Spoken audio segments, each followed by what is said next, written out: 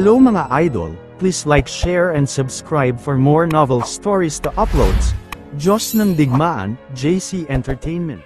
Kabanata 711 hanggang Kabanata 720. Kabanata 711. Nang mapansin ni Lee na itinataas ni David ang issue, sinabi niya, "To be honest, alam mo rin tulad ko na ang Eagle Clan ay dumanas ng matinding pagkalugi bago ito.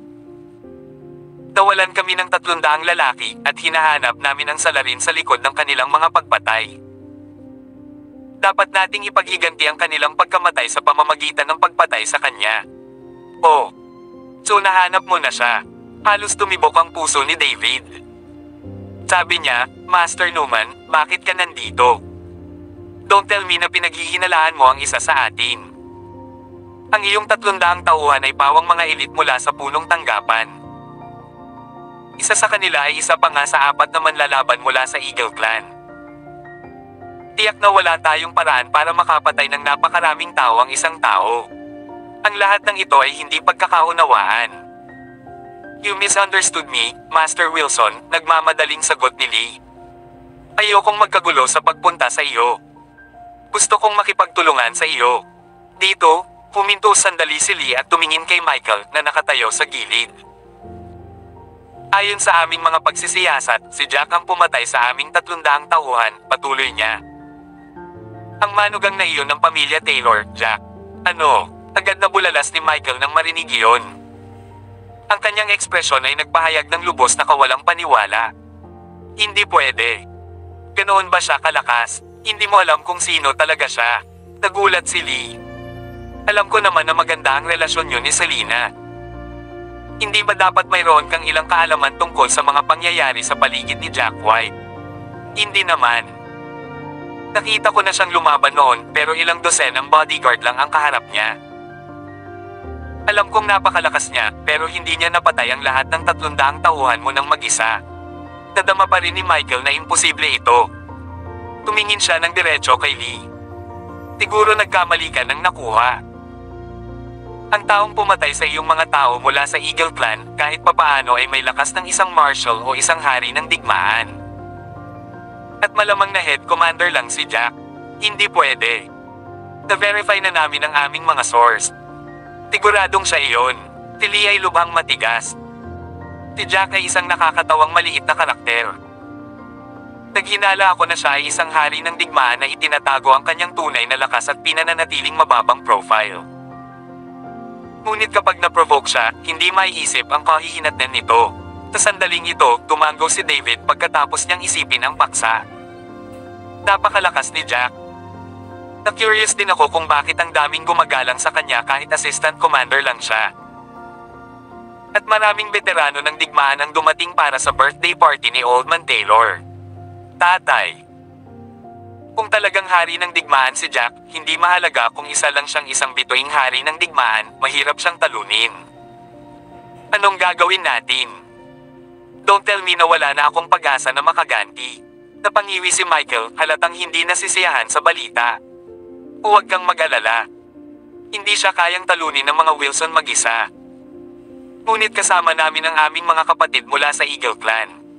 Hindi ba?" Umisi si David. Si Master Newman ang nagsabi nito mismo ngayon na siya ay dumating upang makipag-ayos ng isang kasunduan sa pagitan natin. Hindi mo siya papakawalan ng ganun-ganun lang, hindi ba? Alam mong pinatay niya ang iyong mga tauhan. Bingo! Isang tipid ng ngiti ang ibinigay ni Lee. "Ihanda mo na lang ang ilan sa iyong mga pinakamahusay na lalaki at hintayin ang aming mga order. Makikipag-ugnayan tayo at maghahanda na patayin si Jack. Aayusin natin lahat ng iba. Pero I don't feel assured even if we combine the forces from our 2 families. Kung tutuusin, pakiramdam ko marami tayong mga casualty. Kung mawawalan tayo ng napakarami sa ating mga tauhan, ang ating posisyon at kapangyarihan ay babagsak ng malaki." Hindi sigurado si David sa plano pagkatapos niyang pag-isipan ito sandali. "Huwag kang mag-alala tungkol dito, Master Wilson. Si Jack ay isang certified Ashley." Tinaktan pa niya ang Green Sky Hall. "Sa lalong madaling panahon, magkakaroon din tayo ng Green Sky Hall sa tabi natin. Isang misteryosong ngiti si Lee at sinabing, ngunit kailangan mong matiyagang maghintay para sa ating mga pagsasaayos. Walang problema. Tapos na ang deal. Inilahad ni David ang kanyang kamay. Nakipagkamay ang dalawang lalaki, nagniningning ang mga mukha. Kabanata 712. Nang mga sandaling iyon, katatapos lang ng tanghalian ni Jack at ng iba pa sa hotel. Babalik na sana sila pagkatapos ng masasarap na pagkain. Hindi naman ganoon kamahal ngayon, di ba? Mahigit 700,000 dolyar lang ang ginastos namin. Akala ko aabot sa mahigit 1 milyon ang bill. Si Fiona ay mayaman na ngayon.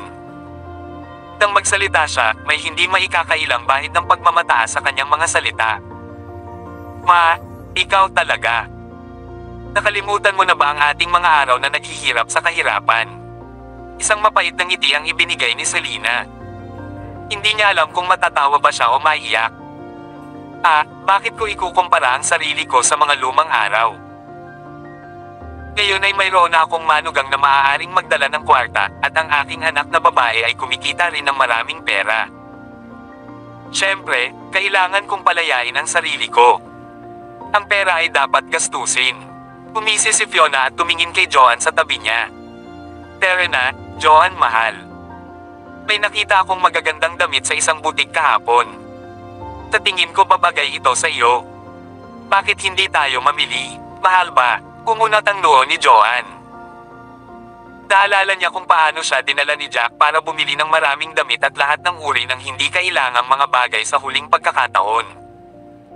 Hanggang ngayon, hindi pa rin siya sanay. Bukod dito, binigyan siya ni Jack ng maraming pera. Ngayong hawak na niya ito, hindi niya maatim na ubusin ito sa tuwing nagbabalik tanaw siya sa mga araw niya bilang isang tagapaglinis. Hindi naman ganoon kamahal. Higit lang ng kaunti sa 10,000 dolyar. Higit sa lahat, magiging maganda ito sa iyo. Medyo pandak ako, kaya malamang hindi ako magiging maganda dito. Bakit ko ire-rekomenda ang mga damit sa iyo kung hindi? Nakangiti si Fiona habang nagsasalita. Binigyan siya ni Jack ng 70 milyong dolyar kahapon.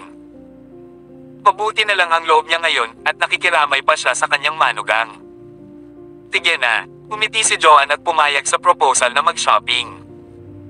Siyempre, 2 sa magagandang bodyguard ang sumunod sa kanila para masiguro ang kanilang kaligtasan. Terena, Ben. Titingnan namin ang iyong cybercafe at tingnan kung paano ito ginagawa ngayon. Medyo umiinom si Andrew sa oras ng tanghalian at ngayon ay namumula ang kanyang pisngi. Tinapag niya ang balikat ng anak at umalis na sila. Natural, sinundan din sila ng ilang bodyguard. Terena, mahal. Dadalhin namin si Kylie sa aquarium. Nangako ako sa kanya pagkatapos ng lahat. Dapat tingin si Jack sa magandang Selena sa tabi niya, nakangiti ito habang nagsasalita. Sige. Matagal nang gustong pumunta ni Kylie. Pero wala akong oras o pera, kaya sinabi ko sa kanya na sabay na kami kapag bumalik si Daddy. Kaya laging umaasa si Kylie na babalik ka kaagad para madala mo siya doon. Nagsimulang mamula ang mga mata ni Selena habang inaalala ang mga nangyari nitong mga nakaraang taon. Noong panahong iyon, labis siyang natakot na hindi na babalik si Jack. Siya ay natatakot na siya ay mamatay sa larangan ng digmaan. Wala ng tatay noon si Kylie at opisyal na siyang ulila. Sa kabutihang palad, ang mga Diyos ay nakangiti sa kanila at bumalik si Jack. Hindi rin niya ito binaygo, naging isang malakas at maaasahang lalaki. Huwag kang mag-alala. Nakabalik na ako. Ang kailangan lang nating gawin ay mamuhay ng mapayapa. Siguradong magiging masaya tayong magkasama. Na-touch si Jack. Inawakan niya si Kylie at naglakad pasulong. Tinundan sila ni Orchid at 3 iba pang babaeng bodyguard na nagbabantay sa panganib. Sa isang sasakyan na hindi masyadong malayo sa kanila, galit na pinapanood ni Flynn ang buong palitan. Panahon na para kumilos, pinsan. Ilang araw nang nalason si Jack. Talagang wala siya sa kanyang pinakamahusay na anyo para makipaglaban. Kabanata 713. Nagsalita si Flynn ng may labis na pagkapuot at nagngangalit siya ng kanyang mga ngipin sa galit at pait. Huwag mong pagurin ang sarili mo dito. Ang mga taong pinadala ko ay handang bigyan ng magandang bogbog si Jack nang hindi siya pinapatay. Kailangan pa nating hintayin na gumawa siya ng kalokohan at mamatay ng masakit sa birthday party ni Selena. May mapang-uyam ng ngisi sa mukha, saka kinuha ni Ken ang kanyang telepono para tumawag. Wala pang isang segundo, mahigit 12 tao ang lumabas mula sa isang eskinita, tila nagdududa at makulimlim ang hitsura. Nakakunot ang noo ni Flynn habang nakatingin sa mga taong dahan-dahang lumalabas sa eskinita. Maaasahan ba ang mga taong ito, Ken? Huwag kang mag-alala. Natatakot akong ilantad ang aking sarili kaya gumamit ako ng mga gangster, ngunit may ilang malalakas sa kanila at tiyak na mapagkakatiwalaan sila. Confident na sabi ni Ken. Siyempre, hindi sila kalaban ng isang hindi nalason na Jack, pero as luck would have it, nanghihina siya dahil sa lason habang nagsasalita kami. Ilang araw na ang lumipas, at tiyak na hindi niya alam. Makakaasa ka. Ang mga taong ito ay maaaring magbigay sa kanya ng magandang 1-2. Gayunpaman, labis na nag-aalala si Flynn at sa halip nagulat nang makita niya ang 4 na nakamamanghang babae kasama si Jack. Tingnan mo siya. May kasama siyang 4 na babae, at ang mga salitang Taylor family's bodyguard ay nakasulat sa kanilang mga damit. I wonder what this for women is like. Wala kaming narinig na gumamit si Jack ng mga bodyguard. F-sick, pinura ni Ken ang hangin. Ngayong wala si Zina sa kanila, hindi na kami makakatanggap ng mga update tungkol sa kanila ng real time. Sa sandaling binigyan niya ang mga babae ng isang beses, naisip ni Ken, ayos lang. Tingnan mo yung 4 na babae. Mukha ba silang bodyguard? Lahat sila ay may mahahabang binti, maputi ang balat at magandang mukha. Well, walang dahilan para mag-alala. Hindi sila katugma sa isang gang na ganito kadami, at sigurado iyon. Tumango si Flynn, sang-ayon kay Ken. Magaling talaga mag-employ ng bodyguard si Jack, bibigyan ko siya niyan. Lahat sila ay sobrang ganda. Sa palagay ko ay hindi siya gumagamit ng mga bodyguard, sa tingin ko ay nakakakuha siya ng kanyang mga kamay sa mga babae. Sakto ang iniisip ko, putol ni Ken. Itong babero. Mahal na mahal siya ni Selena, ngunit maaaring may lihim siyang pakikipagrelasyon sa mga babaeng ito noon pa man. Naiinis ako ng sobra. At heto ako, hawak-hawak ko si Selena at tinatrato siya ng mabuti. I don't even mind na may asawa na siya at may anak. How dare she ignore me?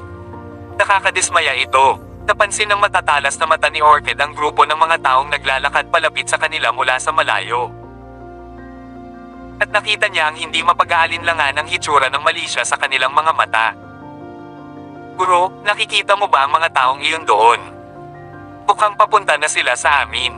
Mayroong 12 tao lamang. Kaya ipaubaya ko sila sa inyo. Kasama ang kanyang anak na si Kylie sa kanyang mga bisig, malumanay siyang nagsalita, Kylie, talikuran mo ang iyong ulo, huwag kang umasa ngayon. Baka matakot ka sa susunod na mangyayari. Baka maging brutal. Ang huling inaasahan ni Jack ay para sa mapanghamon ni Kylie, hindi. She then pouted. Gusto kong makita kung paano nilalabanan ng mga magagandang kapatid na babae ang mga masasamang tao. Gusto kong talunin ang mga masasamang tao kapag matanda na ako. Bubugbugin ko ang sino mang bubuli kay mommy at daddy. Itong babaeng ito, sa sandaling pagkawala ng mga salita, naramdaman niya ang mainit na sensasyon sa mga hibla ng kanyang pagkatao. Sige. Dahil matapang ka, pwede kang tumingin. Turning to his bodyguards, Jack then ordered, if they make a move, you fight back, but don't kill anybody para hindi mo takutin si Kylie. Bigyan mo lang sila ng bogbog na hinding-hindi nila malilimutan. Oo, Master. Tumango si Orchid at ang grupo. Ang mga gangster ay kumilos ng walang pakialam, medyo hindi kainahinala, habang papalapit sila, ngunit agad silang nag-react nang malapit na sila kay Jack at sa kanyang kumpanya. Talunin mo sila. Tigaw ng isa sa mga taong may tini na blonde na buhok, at lahat ng iba ay sumugod kay Jack hindi nagtagal. Lahat ng 4 na magagandang babaeng bodyguard ay sumikop kay Jack at sa kanyang pamilya nang nagtatanggol. Sabay silang umatake. Sa isang iglap lang, nalaglag ang mga gangster na parang langaw habang umuungol at namimilipit sa sakit. Kabanata 714. Paano ito posible? Mayroong 1 dosina sa kanila. Hindi ba ilang segundo lang? Bawat isa ay bumagsak. Halos malaglag ang panga ni Ken sa lupa nang makita ang pagliko ng mga pangyayari kung gaano kabilis natalo ang mga gangster. Di ba sabi mo maaasahan ang mga pinagtrabahuan mo, Ken? Tingnan. Nabigo kaming subukan ng tunay na kapangyarihan ng taong iyon. Wala man lang siyang nagawa at lahat ng mga tao natin ay bumagsak na. Ang ekspresyong suot ni Flynn ay katumbas ng walang halong galit habang kumakabog ang kanyang dibdib. Aksidente ito, Flynn. Siguradong aksidente ito. Hindi ko akalain na ang mga babaeng ito ay napakahusay. Umiti si Ken ng nakakaloko. Nakatingin lang siya kay Jack na mabilis na lumayo at umalis sa kanilang sasakyan. Ang mga babaeng bodyguard na ito ay hindi mahina, sabi ni Flynn pagkatapos niyang iayos ang sarili mula sa kanyang mga iniisip. Dahil natatakot kang makilala ni Jack ang mga bodyguard na karaniwan mong kasama. Ang tanging natitira kong pagpipilian ay tumawag at kunin ang mga master mula sa pamilyang Young. Tumango si Ken pagkatapos niyang isipin iyon. Pumayag. Tumawag at tiyaking makakakuha ka ng maraming mahusay. Gayunpaman, pinakamainam kung hindi mo sasabihin sa iyong mga magulang ang tungkol sa nangyari sa iyong binti pansamantala. Natatakot ako na magagalit sila na susundan nila si Jack sa sandaling malaman nila kung ano talaga ang nangyari. Kung mangyayari iyon, hindi natin makikita si Jack na namamatay ng masakit sa birthday party ni Selena. Tumango si Flynn at sumang-ayon dito. Tama. Hindi natin hahayaang mamatay ng ganoon kadali ang taong ito. Jack, kilala mo ba kung sino ang mga taong iyon? Bakit nila tayo hinahabol? Bagamat ang mga taong iyon ay hindi kaugal ng kanilang mga bodyguard, nag-aalala pa rin si Selena. Nalantad ang kanilang pamilya para makita ng lahat habang ang kalaban ay nagtago sa likod ng mga anino. Mahirap magtago sa mga taong ito kung palagi silang tinambangan. Sa likod ng mga gulong, sumimangot si Jack. Wala talaga akong alam dito. May posibilidad na si Ivan iyon. Pinugbog ko nga siya eh. Dapat galit din sa akin si Michael kaya ayan. Siyempre, baka si Ken at Young Master Hugo yon. Bukod doon, nasaktan ko rin ang tinatawag na Green Sky Hall at tinapos ko ang kanilang mga negosyo na kumikita. Baka sila na, pagkatapos, lumiwanag ang mga mata ni Jack nang bumulalas siya, ay, oo. May nawala din si Young Master Gold mula sa Gold family kagabi. Kung makitid ang isip niya, baka siya na yon. Walang imik si Selena, sumagi lang sa isip niya kung gaano karaming tao ang nasaktan ni Jack nang hindi niya alam. Ang paghula sa pagkakakilanlan ng salarin ay talagang isang mahirap na gawain. Taglit na pinag-iisipan ng kanyang mga iniisip, isang ideya ang namumukod tangi sa iba habang siya ay bumulalas, o aking Diyos. Hindi kaya dumating ang pamilya Zenos mula sa Sky City para sa amin? Diba sabi mo napakalakas ng pamilya Zenos? Balita ko halos magkahawig sila ng pamilya Drake. Sobrang problemado tayo kung sila yon, nag-aalala pa nga si Selena habang patuloy na nakakunot ang noo niya, grabe talaga. Paano mo nagawang masaktan ang napakaraming tao? Dear me, ano ang dapat nating gawin? Kung ito ay mga tao mula sa pamilya Zenos, kung gayon, nang mapansin na ang nervyos ng kanyang asawa ay nanghina, mabilis na tiniyak ni Jack sa kanya, mahal, huwag kang mag-alala. Tinitiyak ko sa iyo na hindi ito mga tao mula sa pamilyang Zenos. Sila ay isang malakas na pamilya, kaya sana ay dumating sila kasama ang isang grupo ng malalakas na bodyguard. Napatay ko ang anak ng Panginoon. Kaya hindi ba tama na ang patriarka ay lumapit? Pagkatapos ay idinagdag ni Jack. Ang mga taong iyon ay mga gangster lamang at ang mga taong Zenos ay hindi sasama sa mga taong ito kung nais nilang mag-higanti. Mukhang taga-Eastfield ang mga gangster na iyon. Nang marinig ang paliwanag ng kanyang asawa.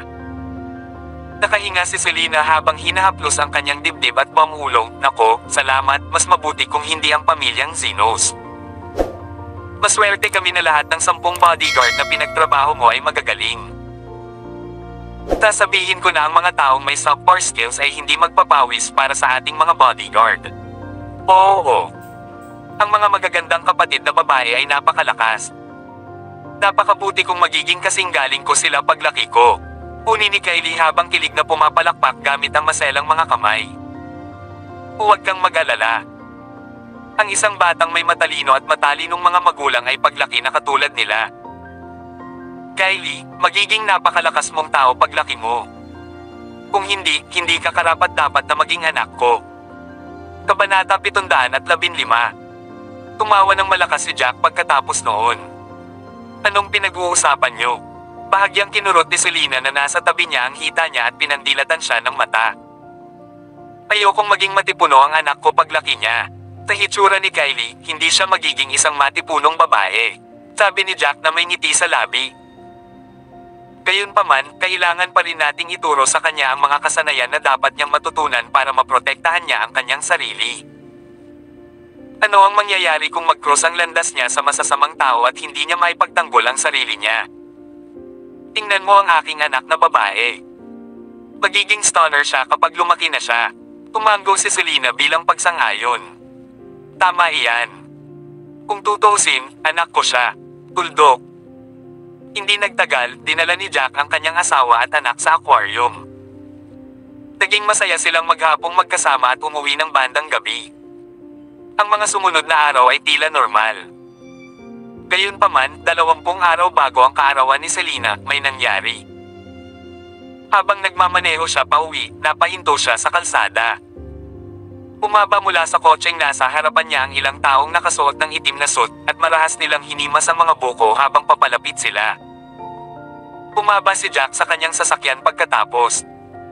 Kukunin natin siya sa pagkakataong ito, Flynn. Ang mga tao dito sa oras na ito ay ang mas malalakas na bodyguard mula sa iyong pamilya. 10 araw na ang nakakaraan mula nang uminom si Jack ng lason, kaya't ang katawan ng lalaking ito ay tiyak na napakahina ngayon. Nagtataka nga ako kung napapansin niya ang kalagayan ng kanyang katawan. Sa isang kotse sa hindi kalayuan. Tumingin si Ken sa kinaroroonan ni Jack at isang maliit na ngiti ang lumitaw sa kanyang mukha. Aaminin ko na hihilo ako kapag naiisip ko kung paano natin sasaktan ang lalaking ito mamaya. Mukhang excited din si Flynn gaya ng matagal niyang hinihintay na araw na ito. Iyan ay sigurado. 2 sa mga taong hiniling kong pumunta ngayon ay mga team leader para sa aming mga bodyguard. Sa tingin ko ang kanilang husay sa pakikipaglaban ay halos kalabanan ng isang major, samantala, sino ang nagpadala sa inyo?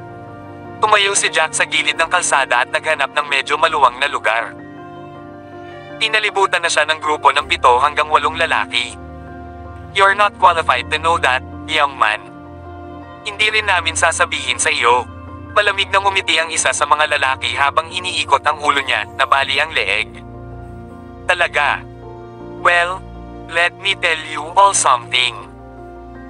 You're all out of luck because my daughter is not here today, dumating ang sagot ni Jack, walang pakialam na parang ngiti sa kanyang mukha. Anong kinalaman sa atin ang presensya ng anak mo?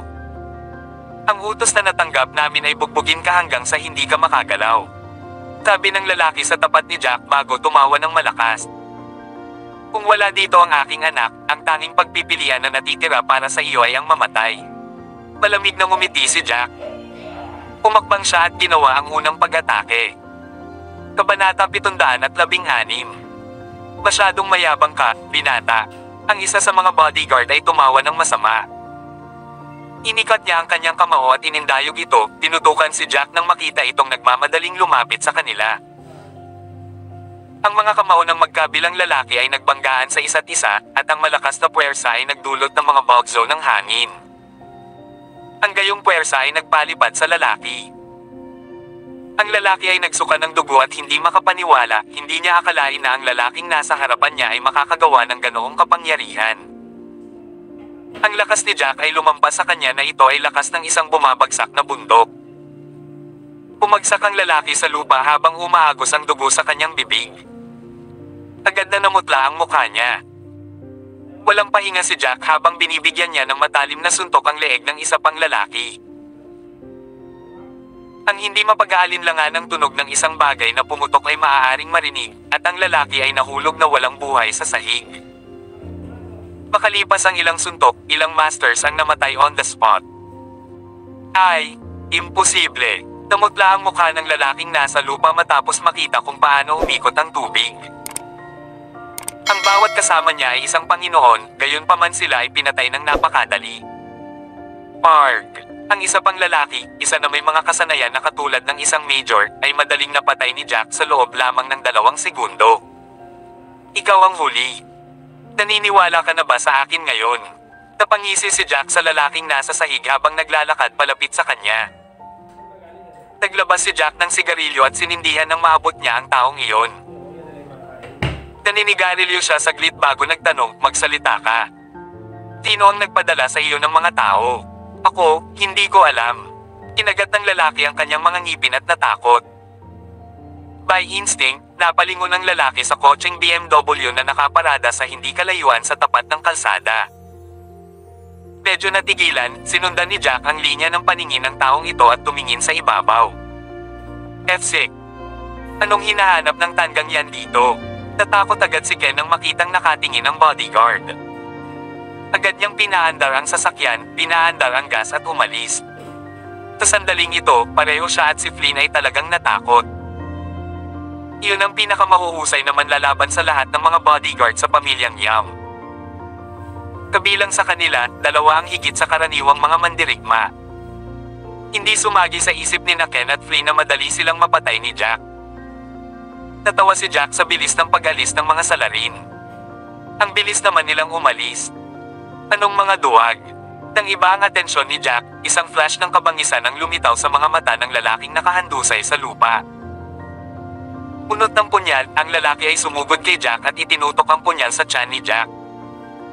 Siyempre, mas mabilis si Jack. Sa isang pitik ng kanyang kamay, hinawakan ni Jack ang kanyang kamay at sinaksak ang kutsilyo sa dibdib ng nagulat na lalaki. Kabanata 717. Nang maluwag ni Jack ang kanyang kamay, bumagsak ang lalaki sa sahig, nakadilat pa rin ang kanyang mga mata sa takot. Ang daming nagpapakamatay. Nakangiting tumawa, bumalik si Jack sa kanyang sasakyan at mabilis na umalis sa eksena. Sa pagkakataong ito, halatang kailangan niyang ipakita sa mga taong ito ang ilang mga kahihinatnan dahil mahirap para sa kanya na mamuhay ng payapa kung patuloy silang nakikialam sa kanyang buhay. Nagmaneho si Ken sa malayo, nag-aalala pa rin nang mapansin niyang hindi sumusunod si Jack sa kanila. Nakahinga lang siya nang makarating na sila sa mansion ng pamilya Clark. Nag-i-imagine ba ako, Flynn? May mga taong may kapangyarihan sa pakikipaglaban ng mga major sa mga masters mula sa Young family, pero si Jack. Pinatay sila ni Jack ng ganoon kadali. Nanginginig sa kaba, pinunasan ni Ken ang malamig na pawis sa kanyang noo. Kumunat ang noo ni Flynn at natahimik ng ilang sandali bago siya nagsalita, anong nangyayari? Bakit pakiramdam ko hindi lason ang lalaking iyon? Naloko kaya tayo ni na Ivan at Zina? Naikuyom ni Ken ang kanyang mga kamao nang marinig ang sinabi ni Flynn. F6. Now that you have mentioned it, I'm starting to wonder kung pinaglaruan ba tayo ng babaeng yun, si Zina. Kung nalason si Jack, hindi siya magiging ganoon kalakas. Higit sa lahat, pinatay ni Jack ang mga master na kapantay ng mga majors ng isang hukbo. Diba sabi niya head commander siya sa army? Pambihira ba ang kanyang pagganap? Imposible yan. Hindi commander ang lalaking ito, sigurado iyon. Patuloy niyang itinago ang kanyang tunay na lakas, ngunit sa tingin ko siya ay isang marshal. Habang iniisip niya ito, sinabi ni Flynn, halos imposible para sa kanya na maging hari ng digmaan. Kung tutusin, kakaunti lang ang mga hari ng digmaan at kilalang kilala sila. Sa tingin ko isa siyang marshal. Napakaraming marshal at normal lang na hindi siya kilala. Kung talagang marshal si Jack, bakit gustong itago ng taong ito ang kanyang pagkakakilanlan? Pagtataka ni Ken. Paano ko malalaman? Si Flynn ay blanco at walang alam kung bakit itatago ni Jack ang kanyang tunay na lakas o pagkakakilanlan. Isang pag-iisip ang sumagi sa isip niya habang nagniningning ang kanyang mga mata. Nakuha ko. Ang ilang mga tao ay maaaring magkaroon ng lakas sa pakikipaglaban ng isang marshal. At habang siya ay maaaring maging isang marshal, maaaring siya ay nagkamali at sa gayon ay na-demote. Tumango si Ken. Iyan ay may katuturan. Baka nagsisinungaling siya kapag sinabi niyang nawala ang token niya at isa lang siyang normal na sundalo. Maaaring mayroon siyang titulo ngunit na-demote sa isang normal na sundalo pagkatapos niyang magkamali. Tiyak na nahihiya siya kung binanggit niya ito. O baka mapagalitan pa siya ng kanyang asawa o biyenan, kaya minabuti niyang ilihim ito. Dapat ay iyon na. Kung mas iniisip ito ni Flynn, mas maraming mga posibilidad ang ipinakita. Nag-isip pa siya bago siya bumaling kay Ken at sinabing, ano ang dapat nating gawin ngayon? Napaisip si Ken at sinabing, pupuntahan ko muna sina Ivan at Zina. Inihiling namin kay Young Master Hugo na sumama din sa amin. Sasabihin namin sa kanila ang tungkol sa nangyari ngayon at tingnan kung ano ang sinasabi nila. Kung tutuusin, baka makabuo tayo ng magandang plano kapag magkakasama na ang lahat. Iniling ni Ken na ihatid si Flynn pabalik sa bahay bago magmaneho papunta sa ospital kasama ang kanyang mga subordinate. Iniling din niya kay Young Master Hugo na lumapit din. Bakit nandito kayong dalawa? Naka-recover na ako at naghahanda na akong ma-discharge. Nakangiting sabi ni Ivan habang papalapit sa kanya sina Ken at Neil. Tinabi ba sa iyo ni Zina na madi-discharge na ako? Tinusundo mo ba ako para makapag-celebrate tayo habang kumakain? Hindi ako sigurado. Tinawagan ako ni Young Master Clark at tinanong ako dito na sinasabing may mahalagang pag-uusapan. Napatingin si Neil kay Ken na may pagdududa. Nawala ang ngisi ni Ivan ng mga sandaling iyon dahil masama ang pakiramdam niya. Ano ito? May nangyari ba? Makahulugang tiningnan ni Ken si Zina bago niya kinausap si Ivan, tara na at humanap tayo ng pwesto kung saan pwede tayong lahat maupo. Magpapaliwanag ako sa inyo habang kumakain tayo. Napakunot ang noo ni Zina dahil hindi siya comfortable sa pagtingin ni Ken sa kanya. Pinaramdam nito sa kanya na isa siyang especially iya. Kabanata 718. Hindi nagtagal, dinala ni Ken ang grupo sa isang hotel, nagkaroon ng private room at nag-order ng mga pagkain. Nang matapos silang mag-order, tumingin si Ken kay Zina at nagtanong, Miss Zina, sigurado ka bang uminom si Jack ng lason na ibinigay namin sa iyo? Nagulat si Zina sa tanong at medyo hindi sigurado bago sumagot, oo, nakita ko siyang uminom nito ng sarili kong mga mata. Ako pa mismo ang nagpasa sa kanya ng mineral water. Nakita ko siyang uminom ng kalahating bote ng sabay-sabay at itinapon ang natitira sa basurahan. Hindi mo mali naalala, no? Tanong ulit ni Ken, nagdududa pa rin kung ano ba talaga ang bumaba. Siyempre hindi. Malinaw kong naaalala ang lahat. Talagang nakainom siya, depensa ni Zina. Bakit? Young Master Clark, ano ang nangyayari? May hinala ka ba na nagsisinungaling ako? Isang naisip si Zina, at agad na naging malamig ang kanyang ekspresyon. Isapanganib ko ang aking buhay at nagtrabaho ng palihim para sa inyo. Alam mo ba kung gaano ako kinabahan? Takot ako na baka mahuli si Jack sa ginagawa ko at nakahinga lang ako nang makita ko siyang umiinom ng tubig sa mineral bottle na iyon. How dare you suspect na nagsisinungaling ako? Nilinggan ni Ivan si Ken at sinabing, Young Master Clark, ano ba talaga ang nangyari? Bakit mo itatanong ito kay Zina? Hindi niya kailangang magsinungaling sa atin kahit na hindi siya nagtagumpay. Doon lang sinabi ni Ken, mahigit 100 araw na ang nakakaraan mula nang uminom si Jack ng lason, di ba? Magkakabisa sana ang lason pagkatapos ng 10 araw at hinihintay nating lahat na mamatay siya ng masakit sa kaarawan ni Selena. Gayunpaman, nagpadala ako ng 2 magkaibang grupo ng mga tao para kunin siya. Nais kong subukan kung ano ang kalagayan ng kanyang katawan at gusto kong mag-high-ganti. Nagkatinginan sina Ivan at Young Master Taylor na medyo nasa sabik ng marinig nila ito. Paano ito? Imposible namang walang sintomas ang katawan niya, di ba? Nag-aalalang sabi ni Zina. Huminga ng malalim si Ken at sinabing, I think he's not poisoned.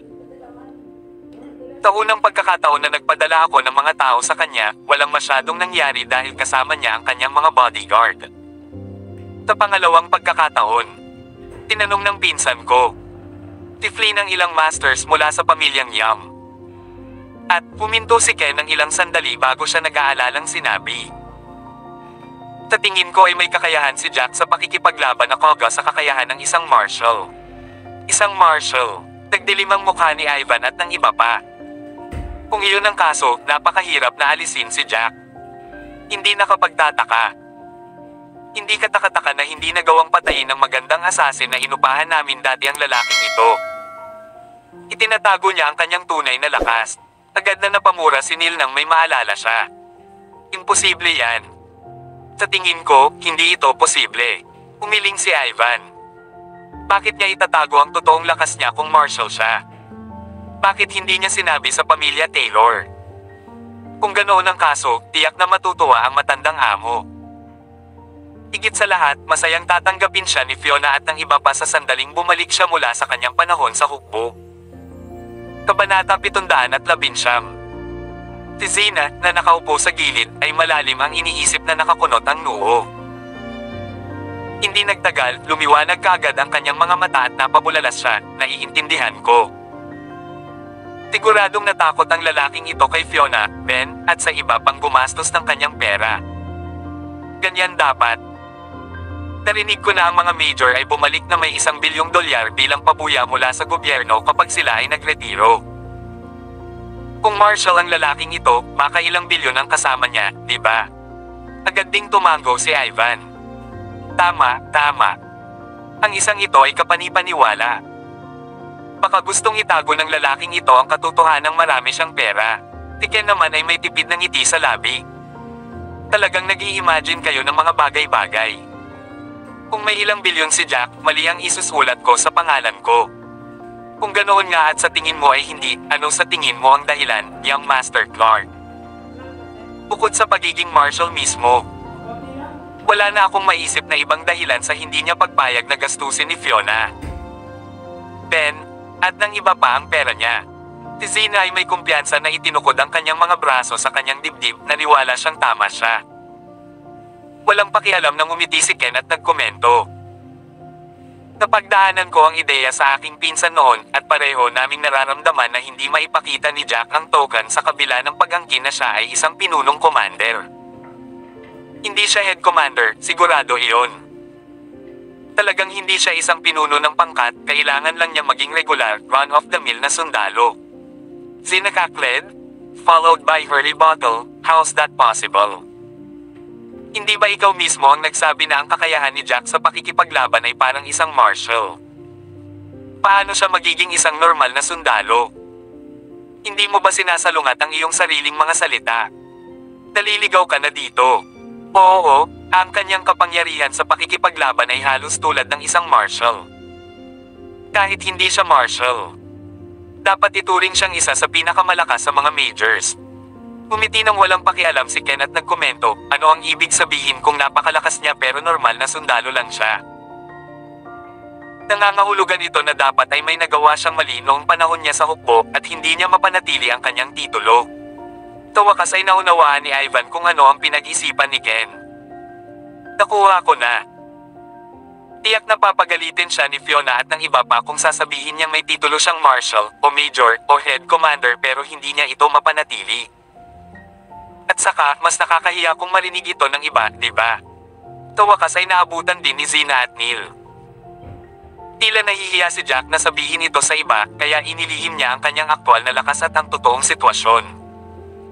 Hindi nagtagal ay may naalala si Neil at sinabing, Boy, kung dati ay head commander o major si Jack, gagantimpalaan pa ba siya ng bansa ngayong veterano na siya?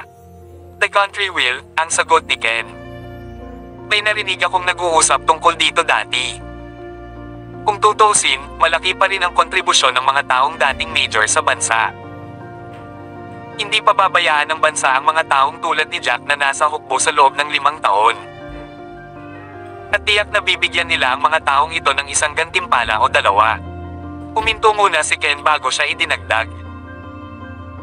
Gayunpaman, para sa mga taong tulad ni Jack na nagkamali at na-demote sa isang normal na sundalo, ang mga gantimpala ay maaaring mula sa 1 bilyon hanggang 2 o 300 milyon. Kung ang mga reward ay orihinal na 2 hanggang 3 bilyon, maaaring nabawasan ito sa 500 milyon. Ang pera ay nabawasan ng malaki. Habang nag-uusap sila, may naalala si Zina. Kung si Jack talaga ay isang martial tulad ng pagtatansya ni young Master Clark, hindi ba ibig sabihin ay mayroon na siyang mga 5 hanggang 600 milyon ngayon? Para siyang tinamaan ng eureka moment na parang nakita niya ang lahat. No wonder, hindi nakakagulat na ang lalaking iyon ay maaaring mag-claim na siya ay mag-host ng isang malaking city-stirring birthday party para kay Selena. Ang taong ito ay kailangang magkaroon ng ilang daang milyon kasama niya ngayon, 4 hanggang 500 milyon man lang. Kabanata 720. Napaka-sense naman yan. Hindi nakakagulat na ang taong ito ay naglakas loob na ipagmalaki ang tungkol sa pag-host ng kaarawan ni Selena ng marangal. May tiwala siya dahil may kakayahan siyang gawin iyon. Ang sagot ni Ivan habang nakita niya ang mas malinaw na larawan. F6, napaka-low profile ni Jack na akala namin ilang milyon lang ang kasama niya. Talagang hindi sumagi sa isip ko na magkakaroon siya ng 4 hanggang 500 milyon. Kung mayroon talaga siyang ganoon karami, sapat na itong gumastos ng humigit kumulang 1 hanggang 200 milyon sa party. Damn it! Inihintay kong makita siyang nagpapaklawn sa sarili niya. Well, hindi ba't mahusay iyon? Malamang na hindi natin siya makikitang nabigo tulad ng naisip natin. Sa bilis na ito, maaari na siyang mag-host ng isang engranding birthday party. Galit na sabi ni Neil. Ibinuhos niya ang sarili ng alak at sabay-sabay itong ibinaba. Halika, nakahain na ang mga ulam. Magkwentuhan tayo habang umiinom. Kaya lang, umasim na rin ang mood ni Ivan. Lalo akong nagagalit sa katotohanan na gumastos kami ng ilang milyon para i-advertise ang party para sa kanila. Sa pag-asang makikita ng lahat na ipahiya niya ang sarili niyang kalokohan. Tulad ni Ivan, nagbuhos din si Ken ng isang malaking baso ng alak at ininom ito ng sabay-sabay. Biglang nahuhulog ang lahat para sa kanya, hihis, habang marami kaming nasayang na pera. F6. Ano ang napala natin sa paggastos ng ganoon kalaking halaga? Madali niyang ipagpatuloy at isagawa ang gayong bonggang birthday party. Hindi ba't tinulungan natin siya at pinutol ang kanyang mga gastos? Ilang milyon na ang pinutol natin para sa kanya. Nanghiram pa ako ng pera sa mga kaibigan ko at sinabing babayaran ko siya. Iniram ko ang perang iyon para lang tumulong sa pagpopondo sa mga ad para sa hamak na ito. Napabuntong hininga si Neil at walang magawa. Mahigpit ang kontrol sa kanya ng kanyang ama at natakot siya na magdudulot siya ng gulo kaya nababawasan ang baon ni Neil buwan-buwan. Hindi naman ito ganap na walang silbi. Pinaglalaroan pa rin namin siya. Natawa si Ivan at dahan-dahang uminom ng isang subo ng alak bago niya idinagdag. Regardless, wala siyang ideya na nalason siya. Paano kung ang partido ay pukawin ng lungsod? Hindi ba't nariyan ang lahat para makita ang kanyang libing? Para makita kung paano siya namatay. Young Master Taylor, hindi kami masaya na gumastos kami ng pera para mag-advertise para sa kanya pero mas nababahala kami na hindi siya nalason. Magiging malaking problema iyon. Labis na nag-aalala si Ken habang matamang nakatingin kay Zina. Kaya nga nagmadali akong tanungin si Miss Zina kung nakita ba talaga niya si Jack na uminom ng lason. Dahil sa galit sa implikasyon.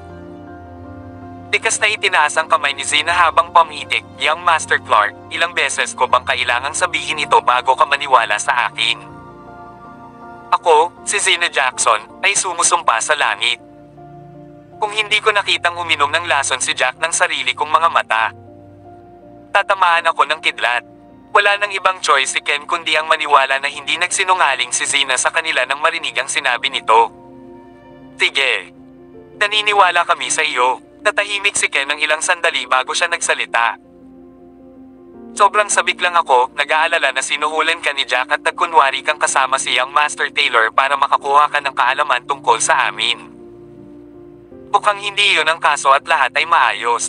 Paano? How dare you doubt me like that? Kumabog ang dibdib ni Zina sa galit nang marinig ito. Galit siyang tumingin kay Ken at sumabog, I'm truly in love with Ivan. Huwag gumawa ng mga pagpapalagay sa lahat ng oras. Magagalit ako ng husto kapag sinabi mo ulit iyon.